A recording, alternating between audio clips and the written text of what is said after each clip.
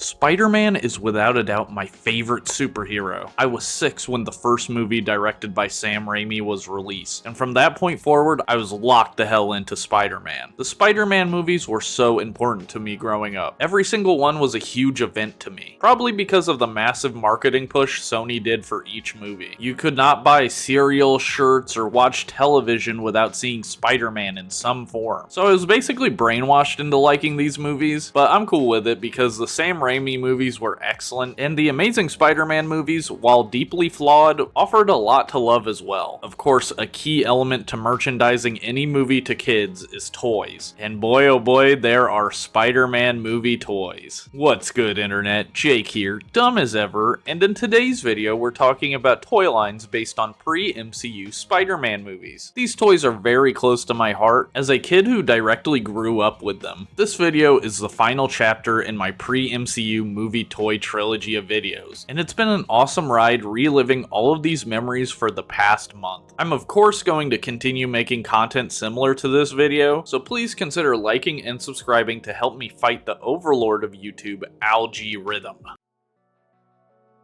The 2002 Spider-Man movie is so important to me. It's easily the film that got me obsessed with the character, and paired with the original Ultimate Spider-Man comic book, I became a lifelong fan. The entire movie feels so bizarre for a summer blockbuster in retrospect. The director Sam Raimi was mainly known for the Evil Dead series of comedy horror movies, and Tobey Maguire doesn't seem like he would be the leading man of a superhero film. But ultimately, they were the perfect picks for this movie. Raimi's kinetic editing choices fit the comic book action, and Tobey's dorkiness fit the character of Peter Parker like a glove. Not only being funny and awkward, but relatable. The Spider-Man costume was redesigned just enough to give it a tactile look and feel. The raised webbing and reflective eyes really make use of the fact that Spider-Man is a real person in a 3D world, as opposed to his 2D comic book origins. But it also really keeps close to Spidey's original costume and doesn't try to reinvent it. Willem Dafoe as the Green Goblin is another incredible choice. His ability to shift between personalities is so amazing, and I personally really like his costume in the movie. It gets knocked a lot for looking like a Power Ranger, but Power Rangers is based on Super Sentai, and Super Sentai kicks ass. So why would that be a bad thing exactly? I also love how you can see Dafoe's eyes and mouth through the mask, and the final fight with Green Goblin's death was pure cinema. This movie is probably not only my favorite Spider-Man movie, but my favorite superhero movie, full stop. The accompanying toy line was produced by Toy Biz, who made all the Marvel toys before Hasbro took over in 2007. We have a fair amount of toys to cover with these movies, so let's hop right in with Series 1 of the Spider-Man movie Toy Biz line, starting with Super Posable Spider-Man. Back in the day, before being highly posable was the standard for action figures, it was sometimes considered a gimmick, hence the name Super Posable Spider-Man. At the time, this thing was a mini masterpiece. The sculpting and paint were just fantastic, and the gargoyle head he comes with is a nice set piece. There was also Battle Ravage Spider-Man, representing his final battle look with the ripped mask, which is an excellent sculpt, and he has little rips all over his suit, really showing off the brutality of that fight. Of course, to go along with Spider-Man, we also got Super Posable Green Goblin. This is actually a toy I had as a kid. I love that they gave Green Goblin the super posable treatment, so he can go toe-to-toe with Spider-Man just like the movie. He also comes with his glider, which has the most amazing texturing on it, and it could bend and move just like the one in the movie. The Goblin also has a removable mask with a very questionable Willem Dafoe head sculpt beneath it. There was also a toy of Norman Osborn with his iconic chair, which had electronics to make it seem like the Goblin mask is talking to Osborn. The face sculpt on the figure is much better and looks a lot like Dafoe. The chair is sculpted well, I guess. I don't know, I just think it's funny that for a blockbuster movie toy line, Guy and his chair is one of the first figures Toy Biz put out. Of course, they also released the much better counterpart, Guy with his desk and chair, with the J. Jonah Jameson, who has desk slamming action. Again, kind of humorous, but this is actually an amazing idea for a J. Jonah Jameson toy. Series 2 brought more Spider-Man figures. Leaping Spider-Man has way less articulation than the previous toys, and comes with this dumpster that lets him jump over it. Web-swinging Spider-Man comes with a lamppost to swing from, and it seems to have the exact same articulation as superposable Spidey. So if you can't find that one, you can just buy this set to get him. There was also a second Green Goblin that could shoot pumpkin bomb missiles and has a lot less articulation than the first version. We also got a Peter Parker figure that comes with a bookshelf like that one scene in the movie. The face sculpt is really strong. You can definitely see the likeness to Tobey Maguire. I do think it's funny that the only civilian Peter Parker toy is doing the most obvious Spider-Man pose. There's also a figure of MJ representing her look in the parade fight scene. She even comes with a balcony that can break off and make her fall as a gimmick. The face sculpt is once again strong. Besides the one Goblin figure, Toy Biz was cooking with the head sculpts, which I have to give them credit for because this was pre-face scanning technology, so every face sculpt was a gamble. Series 3 only had 3 figures, the first being Power Punch Spider-Man, who came with a removable Spidey mask and zipline thingy. There was also Battle Ravaged Green Goblin to go with the earlier Spider-Man. This is just a repaint of the superposable Green Gobbo to make him look dirtier, though this version featured a new head that had light piping, meaning if a source of light was put behind the Goblin's head, it would look like his eyes were glowing. Unfortunately, this version comes with a ruined window diorama instead of his glider. Finally, there was Wrestler Spider-Man, a somewhat bizarre toy that featured a Peter Parker in his human spider wrestling costume. You could remove the rubbery shirt, pants, and mask, along with swapping his arms and legs, so you could turn the human spider into Spider-Man. Both the Spider-Man and human spider masks are rubbery and very susceptible to tearing. Honestly, I would not mess with this toy in the modern day. I'm sure time has done a number on the rubbery clothes this toy uses. There were also 12-inch collector series that featured Spider-Man, Green Goblin, and Mary Jane. These tall figures had cloth goods clothing, and the Green Goblin and Spider-Man had removable masks. Though unfortunately Gobby doesn't have his glider. Of course, I have to shout out the movie Web Blaster. I personally never had a Web Blaster because my mom did not like messy toys like Silly String or Goo, though they looked so cool to me as a kid and I for sure wanted one. The movie Web Blaster tries to hide the can of fluid because in the movie, Spider-Man's webs are organic, but you just end up looking like you're Spider-Man with arm tumors. There's actually a video I really like that details the history of the Spider-Man Web Blasters by the Daft Brothers, so check that out if you're super into Web Blasters. One last thing I wanted to mention is this VR headset toy. It's called the VR 3D True Color Reality System by MGA Entertainment. I had this as a kid and I played the game on the VR headset like a max of 3 times I think, but just looking at the toy and remembering the game is deeply nostalgic to me. Though I can't really remember the game that well, I mostly remember it being all black and red like the Virtual Boy, and there were like 3 or 4 lanes to swing in with Green Goblin on the opposite side. There doesn't seem to be anything online about the actual game itself, so this drawing is how I remember the game, drawn to the best of my limited ability. The 2002 Spider-Man movie will forever be my GOAT and carry some strong, nostalgic memories for me.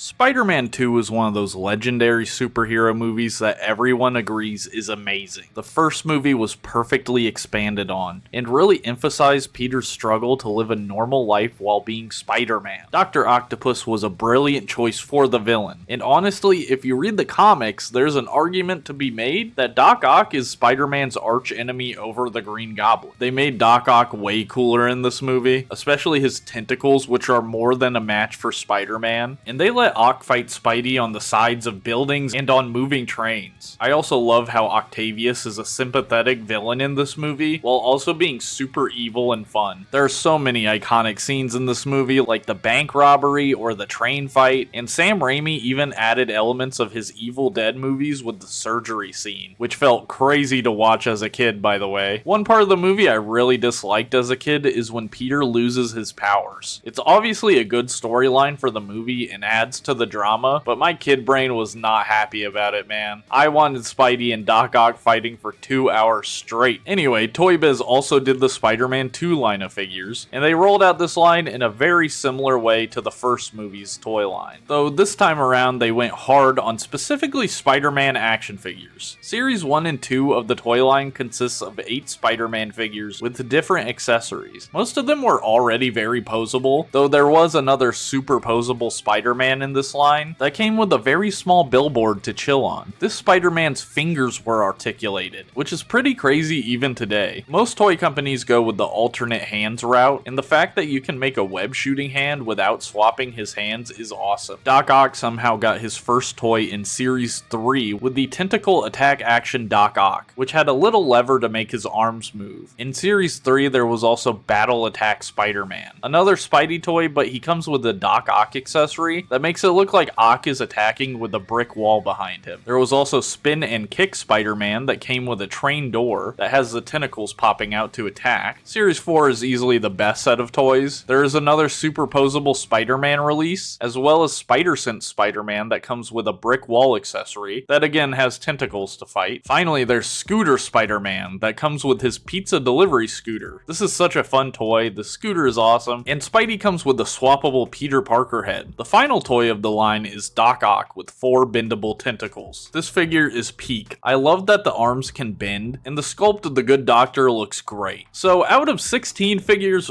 14 of them were Spider-Man. Not even special suits, just straight up the same Spider-Man design for every figure. And there wasn't even a battle damage version. There were some other fun items, like the store and play carry case that can hold your 1 Doc Ock and like 7 Spider-Mans. And I really like this train battle playset. It comes with a 4-inch Spider-Man figure and a train car that can open up into a battle scene between Spidey and Doc Ock's tentacles. Spider-Man has magnets on his arms and feet so he can attach to metal pieces of the playset. The 12-inch collector line from the first movie returned with 2 packs. One set features Spider-Man and Doc Ock. Doc Ock looks amazing, the tentacles are beautifully sculpted at this scale, and the other pack has Spidey and Mary Jane in her wedding dress. Though in terms of big Spider-Man toys, the 18-inch Amazing Spider-Man has got to be the best big Spidey, with an incredible 67 points of articulation. That's more articulated than I am. There was of course a new Web Blaster as well. The triple action Web Blaster has 3 modes: silly string, water, and missiles. I think it's nice that they give you options. And one more role-playing toy that caught my eye was the Doc Ock arm, which seems to work like one of those grabby hand sticks. Also, does anyone remember the Spider-Man 2 plug-and-play TV game where you had to punch and kick with these arms and ankle bands to fight? I never had it, but I saw the commercial all the time and wanted it so bad. Though looking at gameplay, it doesn't look very good. Spider-Man 2 is a legendary movie, and while the toy line's vision was very focused on Spidey himself, it's still a great and nostalgic selection of toys. Spider-Man 3 has a lot of issues. There are 3 villains, all of which feel like they could have carried the movie on their own, but ultimately it feels like they all got half a story. The humor when Peter is affected by the symbiote is so bad. Like, so bad it's funny, which is maybe the point, and as a kid I think I thought it was funny, but as an adult, the most I can muster is an uncomfortable smile, and the entire restaurant sequence is just fully cringe-inducing to me. I really hate that Peter finally realizes he's lost himself when he hits Mary Jane. Like, I don't think it's a terrible idea, but for me personally, I really don't like seeing Spider-Man hitting his girlfriend, even under the effects of the symbiote. All that being said, I still like this movie. Sandman is pitch perfect, a great version of the character that got more depth just like Doc Ock did in Spider-Man 2. He easily could have carried the whole movie as the villain. Harry becoming the new Goblin was kind of predictable, and it felt like the last 2 movies were leading up to it, but then he gets sidelined hard, and the whole amnesia plot just seems silly. Though the scene where Peter calls him Goblin Jr. and blows up a pumpkin bomb in his face will never not be funny. The symbiote is interesting. I love the look they went with the all black and gray version of his costume. It looks so cool, and Venom, who was way too rushed in the movie, looks really cool to me as well. I love the crooked web lines all over his body, and even though he just makes dinosaur noises, I thought his head design was cool. I think a lot of people make fun of the way Venom is defeated, but to be honest, they just followed the comic book roots, and I can't hate that. It's not Sam Raimi's fault that Venom was given a lame weakness. Okay, as for the toy line, in early 2007, Hasbro took over as the premier maker of Marvel toys, so the Spider-Man 3 toy line is quite a bit different from the first 2. The first big difference is the size. While Toy Biz made 6-inch action figures, Hasbro opted to do a basic line of 5-inch figures. The second big difference is the character selection. There is of course a bunch of different Spider-Man toys, red suit and black suit. Hasbro brought back the super posable branding as super articulated, though these new super articulated figures are nowhere near as posable as the Toy Biz super posable figures. There were several versions of each suit. One of the red suit toys was armored for battle Spider-Man, a version of the character sporting some pretty cool looking pieces of armor made out of web. The black suit also got a battle armor toy, as well as a version fighting Sandman, and a version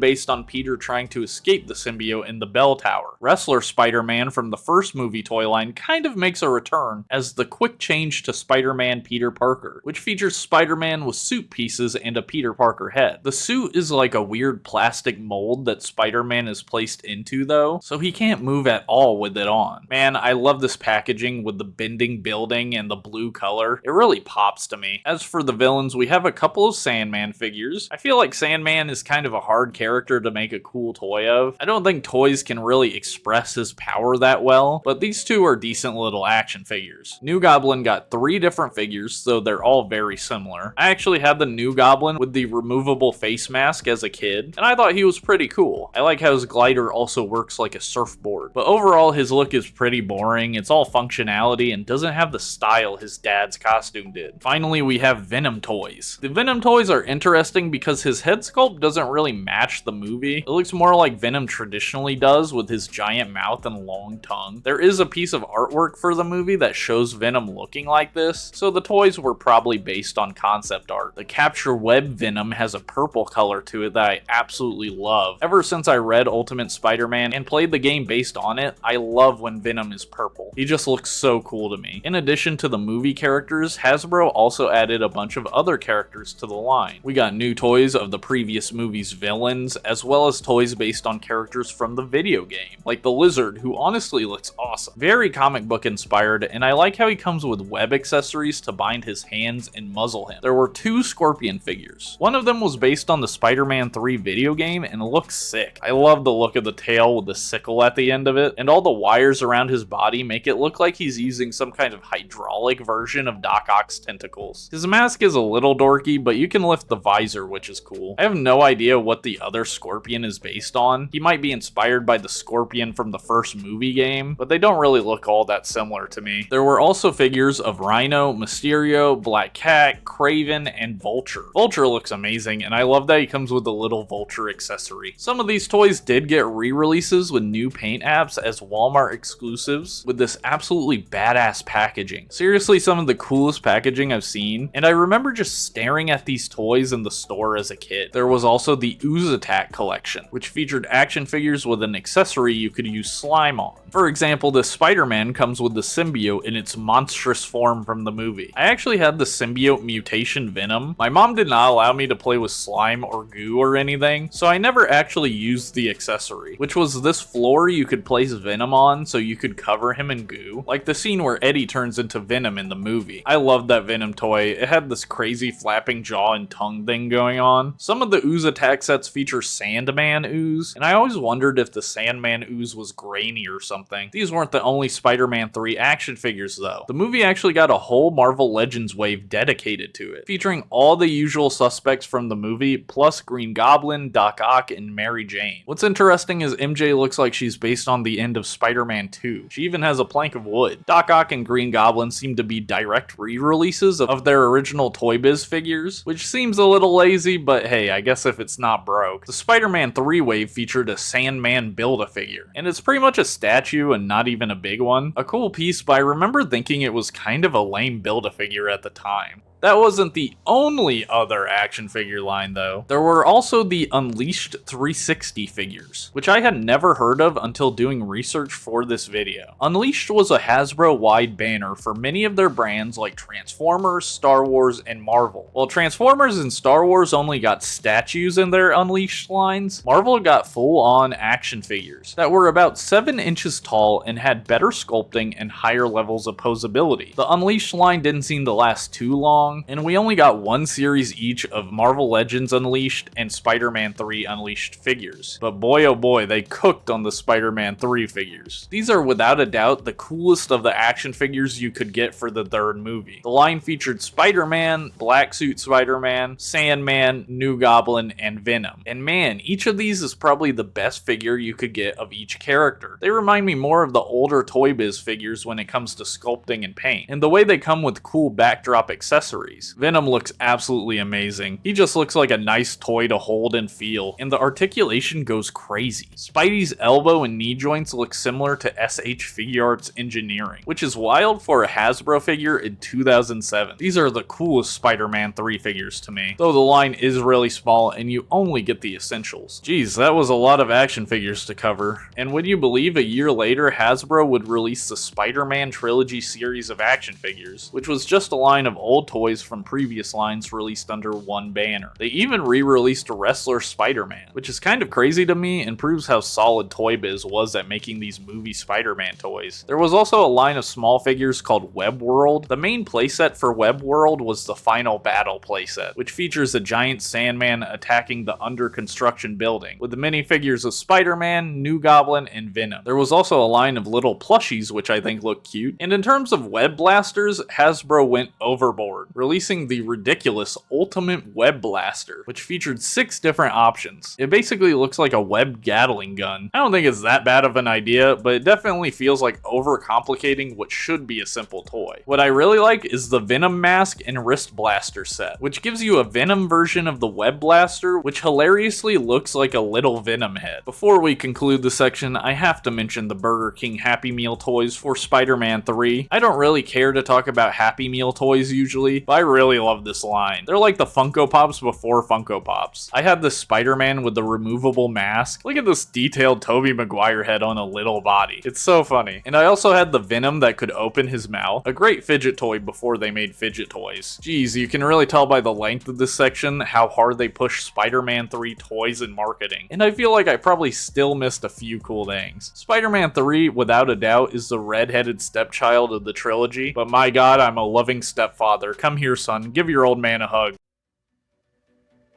The Amazing Spider-Man was definitely a controversial movie when it came out. It was following up a beloved series of movies, and even though Spider-Man 3 was a disappointment, I don't think the public was ready to let Tobey go. Even I was a little hesitant, but generally I'm open to change and new ideas when it comes to movies, and by the time the movie was coming out, I was very excited. Especially for the Lizard, as he is one of my favorite Spider-Man villains. I think the idea of a scientist that wants to regrow limbs like a lizard regrows its tail is such an evergreen idea for a character. I also like that the Lizard is similar to his original comic book version. A lot of Lizard stories have him being fully feral, but I really like when he becomes kind of a mad scientist that wants to turn people into lizards, which is exactly what the plot of the movie is. The high school fight between Spidey and the Lizard is one of my favorite live-action Spider-Man fights, especially when Lizard starts mixing chemicals in the science classroom. Such a quick and cool character moment. I did have to warm up to Andrew Garfield's Peter Parker. He's an interesting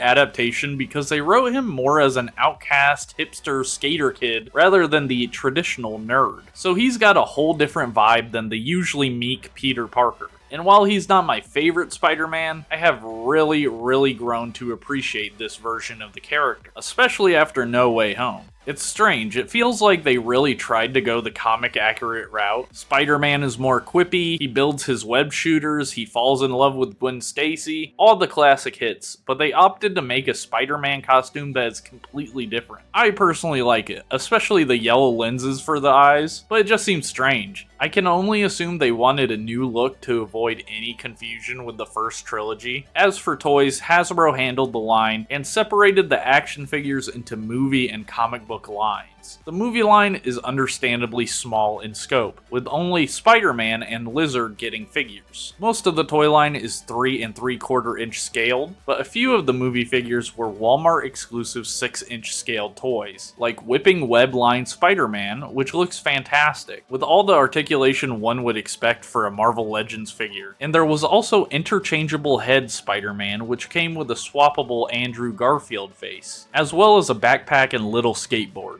Lizard also got a Marvel Legends scaled figure. I know a lot of people don't like his look, and it's not personally my favorite, but I still think he looks pretty cool. This figure's neck looks almost too long though. It's long in the movie, but on this toy it just looks off. I love that this Lizard toy comes with a bunch of little lizard friends. The only other movie figures were in the small 3 3/4 inch scale. Lizard has a giant rocket launcher and limited articulation, but Spider-Man is ultra posable, so it essentially worked just like a Marvel Universe figure. The rest of the line is called the Comic Series, and features a bunch of different Spider-Mans in different costumes. Some are from the comics, some just made up for the toy line. There was one 6-inch figure in the comics line, Ultimate Comics Spider-Man, which is based on Miles Morales' original costume. Miles first appeared in comics in 2011, so this might be the first action figure of Miles since the toy line only came out a year later. The rest of the figures are smaller and have limited articulation and gimmicky accessories. Grappling Hook Spider-Man seems to be based on the Mangaverse Spider-Man, which is kind of a deeper cut, so I respect the toy line for that. The Symbiote Strike Spider-Man has an amazing looking blue wash. I really love the look of this figure. And there's a Venom with a very similar look. I like the big Venom hand accessory he comes with as well. Doc Ock and Green Goblin also got very comic-inspired figures. There are also a few figures under the Concept series, which features the Amazing Spider-Man costume but modified, like Missile Attack Spider-Man, who seems to have his own Goblin glider. Not super interesting figures, just Spider-Man in different color palettes. The weirdest toys in this line are the Flip and Attack line, which are essentially Transformers that are not Transformers. They use the exact same transforming gimmick as the Transformers Generation 1 Jump Starters, which are Transformers that have a pullback motor, and when you pull them back they drive forward and auto-transform into robot mode. And Hasbro randomly remade those, but this time it's Spider-Man. I don't know what they were smoking when they thought of Cyber Lizard, but I need some. The Mega Web Blaster for this line is much more low-key than the weapon of mass destruction they were selling for Spider-Man 3. They also give you a glove, which is pretty cool, and adds to the role-playing aspect. Overall, The Amazing Spider-Man is a pretty good movie with like a fine toy line. It's definitely more of a low-key endeavor than any of the Raimi movie toy lines.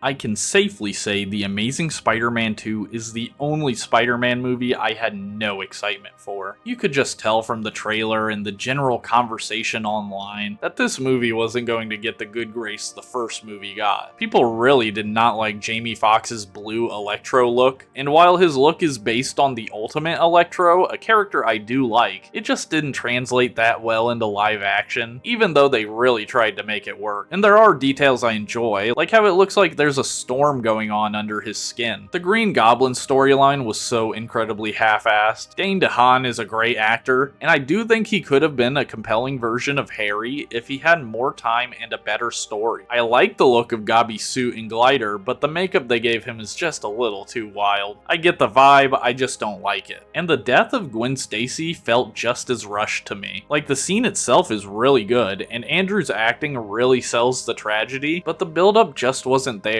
And the Green Goblin feels more like a plot device than a true villain. The one major prop I have to give this movie though is that Spider-Man's costume is absolutely awesome. Andrew being so thin and the mask's huge eyes give me crazy Ultimate Spider-Man vibes, which you already know I love. I don't think the movie even passed the vibe check with Hasbro, because this toy line is much worse than the first movies. The basic selection of figures was called the Spider Strike line, and primarily featured ugly repaints of Spider-Man with silly accessories, and even less articulation than the last movie's very basic figures. Electro and Green Goblin got one toy each. Power-charged Electro's face actually looks nothing like Jamie Foxx, it's crazy. He has a light-up gimmick, which is fine I guess. Air Raid Green Goblin is painted like a Happy Meal toy. Again, the head sculpt barely looks like Dane DeHaan, and while his teeth were yellow in the movie, the toy looks like he spray-painted his own mouth. I feel like comparing this Goblin to Toy Biz's Green Goblin from the first Raimi movie says a lot about how the toy industry changed over 12 years. Amazing Spider-Man 2 did surprisingly get two Marvel Legends figures, Electro and Spidey, in the Ultimate Green Goblin Build-A-Figure series. Spider-Man looks cool, though something about him just feels a bit off. It might be the head, but I'm not really sure. Electro still doesn't look like Jamie Foxx to me, and the look of him really doesn't match the movie either, so I'm assuming this toy is based on concept art. The Web Blaster for this this line is really funny to me. It's pretty much your standard web blaster, but it has this crank on the side. When you turn the crank, the blaster is supposed to shoot the web in a spiral pattern, though it doesn't seem to work that well. I don't know, the idea of Spider-Man using a crank-operated web blaster just tickles me. Like, that's the type of web blaster someone like Spider-Man Noir would use. This movie tried really hard and failed even harder to set up the Sinister Six movie, and I have no idea why, but even after the failure of Amazing Spider-Man 2, Sony tried to build up to the Sinister Six again with those terrible Spider-Man villain movies like Morbius and Kraven. It's truly a bizarre timeline we live in, where Sony is dropping masterpieces like Into the Spider-Verse while also giving us Madam Web.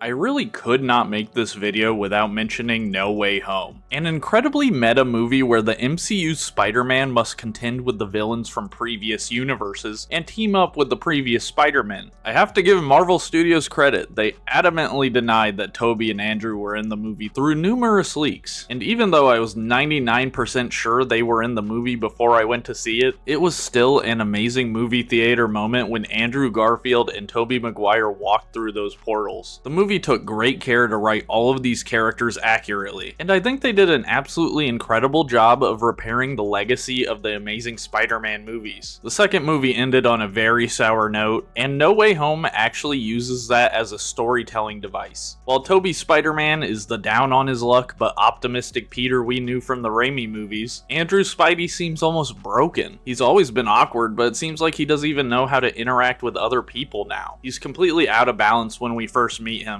And by the time the movie ends, especially after saving MJ, I do feel like the Amazing Spider-Man is cured as much as the villains are, which is just incredible given everything else this movie is juggling. While I love the film, I do have some apprehensions. MCU Spider-Man has now faced off against some of his greatest villains, but they weren't his villains, and they all disappear at the end, which I kinda hate because I would have loved the new and improved Electro to stay in the MCU like he wanted to. I also have to question how the movie will age, or what a kid watching it with no prior context of the other movies thinks about it. I guess that's a question for time to tell, but for me personally, someone who did grow up with these movies and has all this nostalgic context, No Way Home was easily one of my favorite theater experiences ever. The crowd's energy combined with a movie basically designed to please fans of the past 20 years of Spider-Man made it a truly unique watch. We of course live in the modern day, so along with No Way Home revitalizing these characters on film, they revitalized them in our toy collections with brand new figures of Raimi Spidey and the Amazing Spider-Man. Since Marvel kept their cards so close to their chest for No Way Home, the Marvel Legends line based on the movie is pretty lackluster and doesn't feature any multiversal characters. Though there is a figure for the MCU version of J. Jonah Jameson, who is played by the same actor as the Raimi version, J.K. Simmons.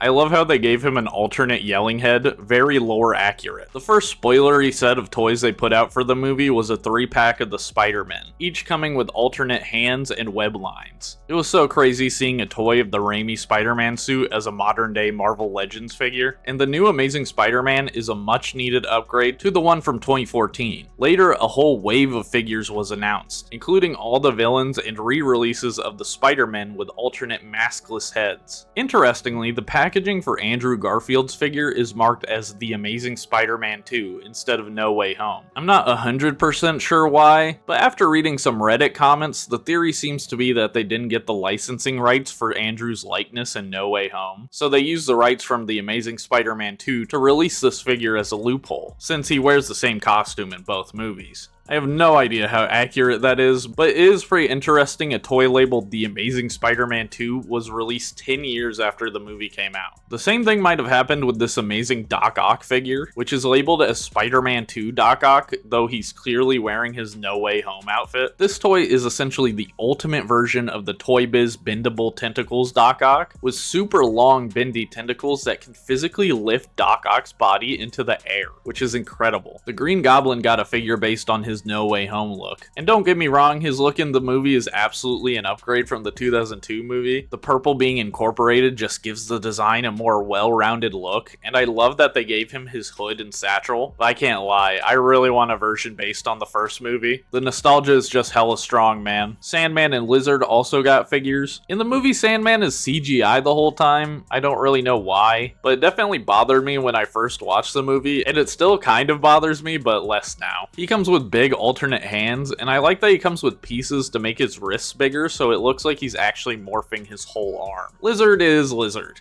He looks great, of course, but he very much is the same dude from The Amazing Spider-Man. Easily the most sidelined villain of the movie to me. And finally, we have Electro, who got the biggest glow up, no longer being blue and getting a nifty new look. I'm glad they gave him a head with the electric mask piece over his face. It happens in the movie a bunch of times, though it only appears for a split second when he attacks. But it's such a cool way of incorporating his classic costume into his new look, though I wish they gave him a normal head as well, because again, 99% of the time on screen he did not have this mask. We also got new roleplay items of the Green Goblin's pumpkin bombs and mask. The mask looks so cool. I'm not a roleplay item guy, but I can hear this mask speaking to me through the screen to buy it. The last figure I wanted to talk about is potentially the most exciting, Spider-Man 3 Symbiote Spider-Man, complete with the Bully Maguire head sculpt. It looks great, and the packaging even references Hasbro's original Spider-Man 3 packaging, which as a toy history nerd makes me very happy. Now, this is a very obvious repaint to do since the symbiote costume is just a recolor of Spidey's normal suit, but I feel like the possibility to go back and remake old Raimi and Amazing Universe characters has opened up with this release. I'd love to see the first Amazing Spider-Man suit, Amazing Green Goblin, Raimi Venom, and like I said earlier, the 2002 Green Goblin suit. Spider-Man continues to be my favorite superhero, and I can't wait to see what they do next. I'm expecting to see Tobey and Andrew show up in Avengers Doomsday or Secret Wars, but past that, once the multiverse saga is over, I am really excited to see where the MCU Spider-Man falls in the universe. Before I wrap up, I do want to shout out the channels Spider Criminal and Cobalt Blue. I haven't actually seen any of their videos before, but during my research, their names popped up constantly in regards to Spider-Man toys and especially Raimi-era Spider-Man toys. So if you want deeper dives into those toy lines, I recommend checking out Spider Criminal and Cobalt Blue, as well as the previously mentioned Daft Brothers, who made an excellent video covering the history of web blasters. Thank you for watching, and please consider liking and subscribing if you enjoyed the video. If you'd like to support me past that, I have a YouTube membership and Patreon. For $1 a month, both platforms give you the same thing: access to my private Discord server where we do monthly movie nights, and weekly exclusive videos called Toy Dives, where I talk about a random toy line. In the most recent episode, I talked about Butt Ugly Martians, a bizarre early 2000s 3D animated show that has aged like milk. Alright y'all, thanks for watching, and I'll see you in the next one.